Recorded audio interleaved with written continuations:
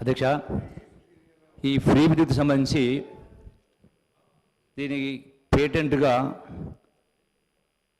సభలో మాట్లాడినటువంటి సభ్యులు మాజీ మంత్రివర్గంలో మాట్లాడుతూ 24 గంటల ఫ్రీ కరెంటు మేమే ఇస్తూ ఉన్నాం, దీనికి అర్హులు మేమనే పద్ధతిలో హక్కు పేటెంట్గా మాట్లాడుతున్నారు. సభలే కాదు, సభ బయట కూడా ఎన్నికల సందర్భంలో గౌరవ మాజీ ముఖ్యమంత్రి గారు కూడా కల్వకుంట్ల చంద్రశేఖర్ గారు పదే పదే చాలా సందర్భాల్లో ఫ్రీ కరెంట్ 24 గంటలు ఇస్తామని చెప్పన్నారు. అసలు ఫ్రీ కరెంట్ అనేటువంటి ఈ యొక్క పదం ఎప్పటి నుంచి వచ్చింది అధ్యక్ష? 2001లో ఆనాటి తెలుగుదేశం ప్రభుత్వ హయాంలో ఆనాడు ఉన్నటువంటి కరెంటు కష్టాలు, ఆనాడు సాగునీటి సమస్య సందర్భంలో మీరు నియోజకవర్గం మొత్తం కూడా పాదయాత్ర చేస్తున్న సందర్భంలో ఆనాడు ఒక్క గ్రామంలో 300 మంది రైతులకు సంబంధించినటువంటి స్టార్టర్లు మీటర్లు తీసుకొచ్చి రైతులు బకాయిలు కట్టమని చెప్పని వాళ్ళని నిర్బంధించే కార్యక్రమం చేసి ఆ స్టార్టర్లు మీటర్లు స్టోర్లో పెట్టడం జరిగింది.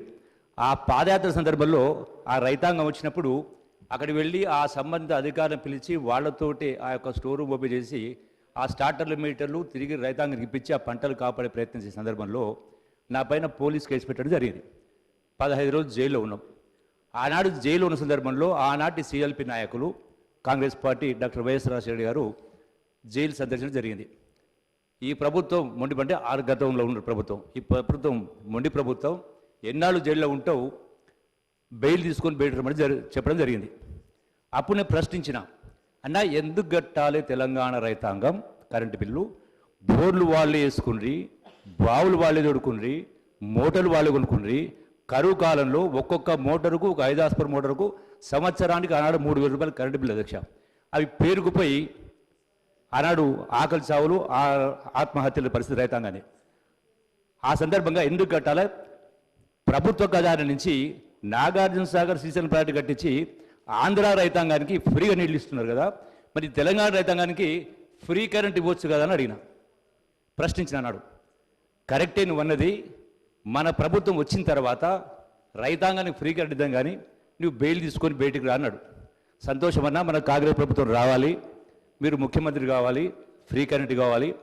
కానీ ఇప్పుడు నేను బయటికి రాలేను, ఎందుకంటే పంటలు ఎండిపోతూ ఉంటే లక్షలాది మంది మీద కేసులు పెట్టి ఆ స్టార్టర్లు మీటర్లు బిక్కుపోతూ ఉంటే ఆ పంటలు ఎండిపోతూ ఉన్నాయి. ఆ పంటలు కాపాడాలి కాబట్టి నేను ఇప్పుడు రాలేనన్నా బయటికన్నా.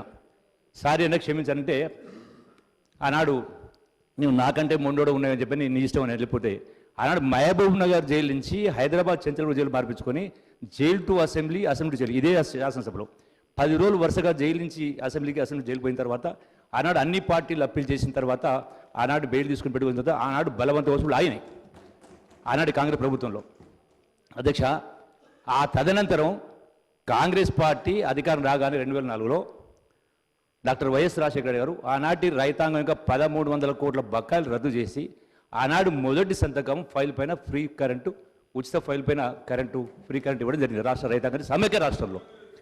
అంటే ఆనాడు సమైక్య రాష్ట్రంలో కూడా యావత్ సమైక్య రాష్ట్రానికి ఫ్రీ కరెంటు 9 గంటల చొప్పున ఇవ్వడం జరిగింది. ఆ తదనంతరం వచ్చినటువంటి సరే టీఆర్ఎస్ ప్రభుత్వం అంటే రాష్ట్రం ఏర్పడిన తర్వాత మిగులు బడ్జెట్ హైదరాబాద్ కేంద్రం ఉన్న కారణంగా, అధిక రాబడి కారణంగా సరే గంట నోటులు ఎక్కువ ఇచ్చిండొచ్చు. అయినా 81,000 కోట్ల అప్పు, ఇటు 7 లక్షల కోట్ల అప్పు. అంటే ఇంత జరిగినా కూడా ఇచ్చింది గంట 2 గంటలు ఎక్కించుండొచ్చు, కానీ మొత్తం మేమే ఫ్రీ కరెంట్ ఇచ్చినాం. 24 గంటలు మేమే ఫ్రీ కరెంట్ ఇచ్చినాం.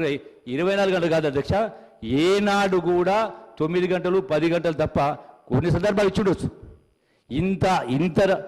ఇంత ఆదాయం ఉన్నా, ఇంత జరిగినా కూడా అధ్యక్ష గడచిన 10 సంవత్సరాలు కూడా రైతులు కరెంటు షాకులు కొట్టి వందలాది మంది, వేలాది మంది చనిపోయారు.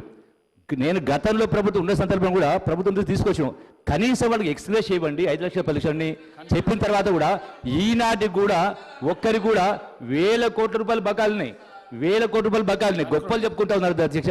అందుకని ఇప్పుడు మా మంత్రి గారు విజ్ఞప్తి చేస్తా ఉన్నాం, అటువంటి రైతాంగానికి కూడా వాళ్ళకు ఆర్థిక సహాయం ఎక్స్ప్రెస్ ఇచ్చి వాళ్ళని ఆదుకునే కార్యక్రమం చేయాలా. ఈ పేటెంట్ అనేది టీఆర్ఎస్ ప్రభుత్వం కాదు, కాంగ్రెస్ ప్రభుత్వం నుంచే ఈ ఫ్రీ కరెంట్ మొదలైన చెప్పని మీ ద్వారా సభకు రాష్ట్ర ప్రజలకు విజ్ఞప్తి చేస్తారు అధ్యక్ష.